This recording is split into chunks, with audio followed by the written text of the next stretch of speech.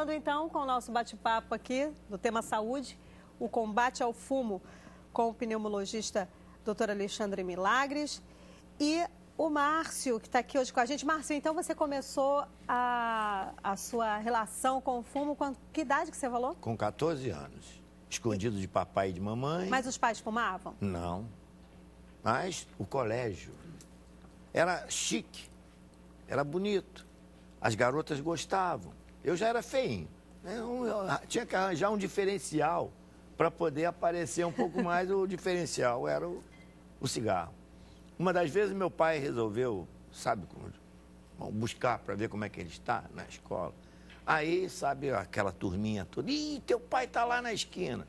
Então, como é que vai fazer? Ah, você pega uma tangerina e come casca com casca e tudo. Comi a tangerina com casca e tudo para ver se tirava o cheiro do cigarro. Uhum. E aquela coisa só foi piorando, piorando, piorando.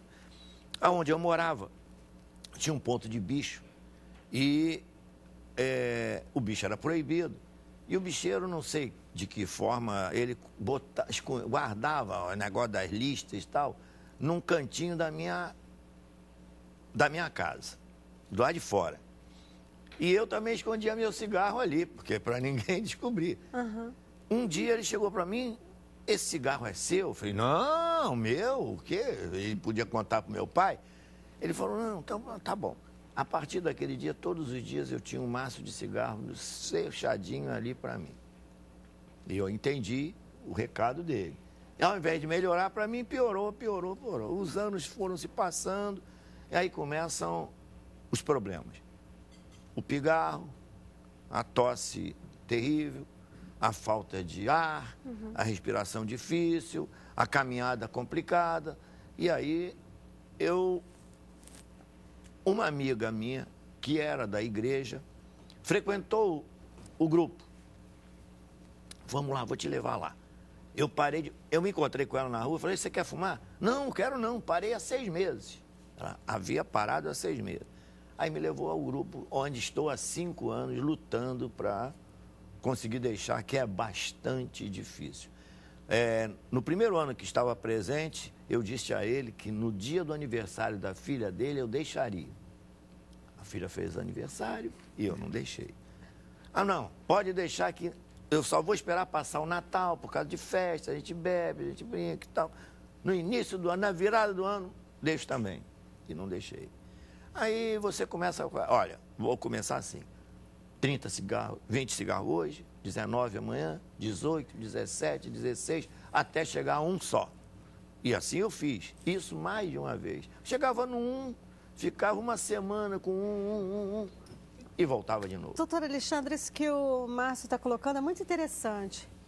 Explica para o pessoal de casa como é que funciona no organismo essa dependência. Por que o organismo, então, não consegue se ver livre dessa dependência? Porque o tabaco, né, o cigarro e o cachimbo, o charuto, eles usam uma planta que é chamada nicotiana tabaco, que a gente chama de folha de tabaco. O tabaco, a folha do tabaco tem dentro dela uma substância, tem várias, mas uma delas é a responsável pela dependência, que é a nicotina. Uhum. E os estudos mostraram que, aliás, não foi mas já na década de 50 começaram a aparecer essas evidências. Mostraram que a nicotina tinha um poder de tornar um indivíduo escravo dela muito forte. Então, eu não sei se os seus telespectadores sabem, mas a gente usa uma expressão chamada drogadição, né? Uhum. Essa palavra drogadição, ou drogadicto, vem do tempo dos escravos, que o trabalhador que trabalhava para o senhor feudal, ele ficava devendo na farmácia, no armazém do dono da fazenda, e ele depois não conseguia pagar, e ele ficava, o que se dizia, adicto ao senhor, ao dono do armazém. Uhum. E a gente trouxe isso para o uso, para empregar com a relação às drogas. A drogadição é uma escravidão a uma droga. E os estudos mostraram que de todas as drogas que geram escravidão, e não são poucas, a mais conhecida de todas e a mais consumida de todas é o cafezinho, né? A cafeína é uma substância extremamente consumida, é a mais consumida de todo o mundo e ela realmente tem um poder de fixar o indivíduo que se acostuma a ela. Mas além da cafeína, que é a mais inocente de todas, nós temos o álcool, nós temos a heroína, a cocaína, uma série de outras substâncias, às vezes até os que a gente chama de calmantes, né? Os benzodiazepínicos e outros.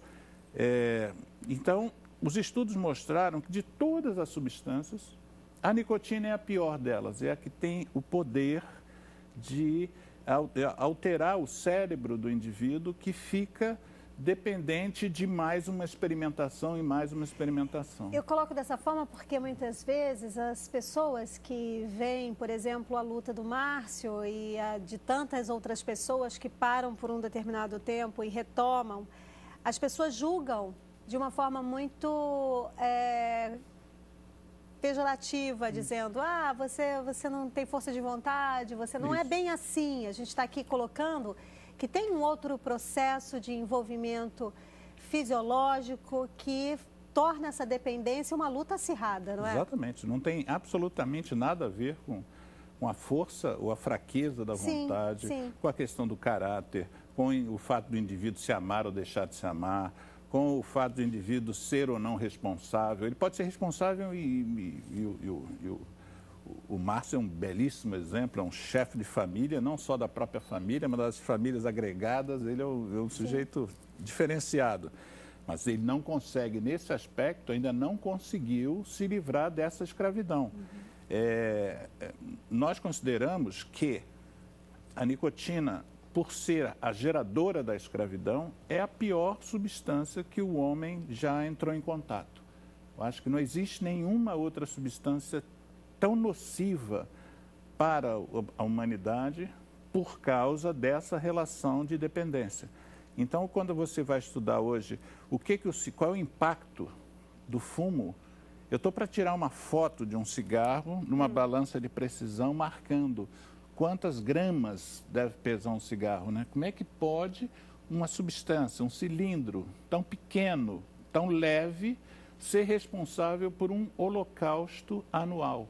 Quando a gente se refere ao Holocausto, a gente normalmente está se referindo à Segunda Guerra Mundial, em que durante todos os anos da Segunda Guerra Mundial, ao todo entre 5 e 6 anos, houve um determinado número de mortes, pois o cigarro mata esse mesmo número de pessoas a cada ano e há décadas.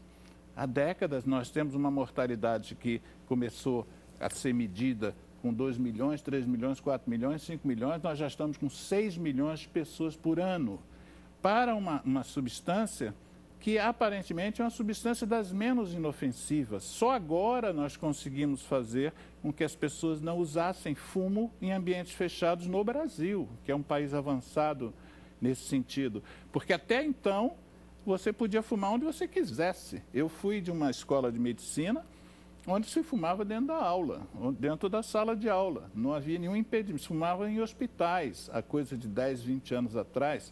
Então, nós avançamos muito, mas como você me instigou no início, nós temos muito para avançar ainda. Em relação à questão dos 25 milhões que ainda existem, em relação a que os gestores têm que entender que eles têm que aplicar mais recursos, há muito pouco recurso aplicado não só no tabagismo, né, em toda a saúde pública, mas há claramente muito mais a fazer em termos de comunicação do que é o mal que o cigarro provoca. Por exemplo, que imagem visual você tem, que filmes você já viu produzidos que passem nos canais de televisão falando mal do cigarro? Você não vê. Quando eu faço uma enquete com 100 pessoas numa palestra, 200 pessoas, quem se lembra? Uma pessoa se lembra e quando ela faz a referência, o que ela está se lembrando, era um anúncio de um laboratório que estava lançando um medicamento para ajudar o fumante a parar de fumar. Do ponto de vista governamental, você tem muito pouco e há muito a fazer.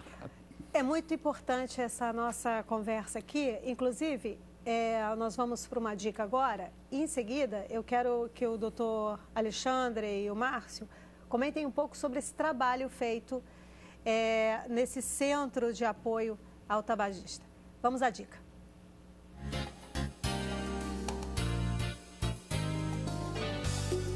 As crianças costumam ser muito curiosas e acabam levando à boca diversos materiais que podem ser perigosos à saúde. Os pais precisam ficar sempre atentos. Qualquer descuido pode ser perigo. Por isso, o Espaço Feminino listou algumas dicas que podem ser adotadas em casa. Guarde todos os produtos de higiene, limpeza e medicamentos trancados, fora da vista e do alcance das crianças. Dê preferência a embalagens de segurança. Tampas de segurança não garantem que a criança não abra a embalagem, mas podem dificultar bastante a tempo que alguém intervenha. Nunca deixe produtos venenosos sem atenção enquanto os usa. Só leva alguns segundos para que ocorra um envenenamento. Nunca se refira a um medicamento como doce. Isto pode levar a criança a pensar que não é perigoso ou que é agradável de comer. Como as crianças tendem a imitar os adultos, evite tomar medicamento na frente delas. Quando adquirir um brinquedo para a criança, certifique-se que ele não contém componentes tóxicos.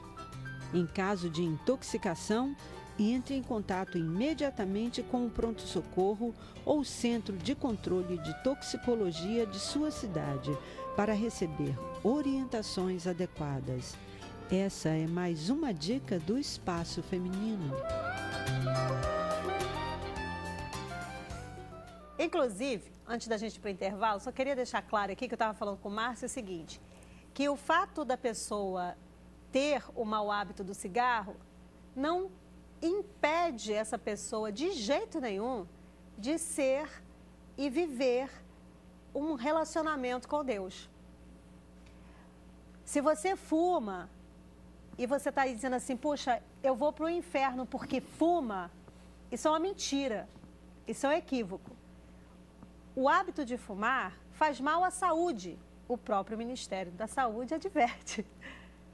E isso não vai fechar as portas do céu para você. Não te impede de você viver um relacionamento com Deus se você é fumante.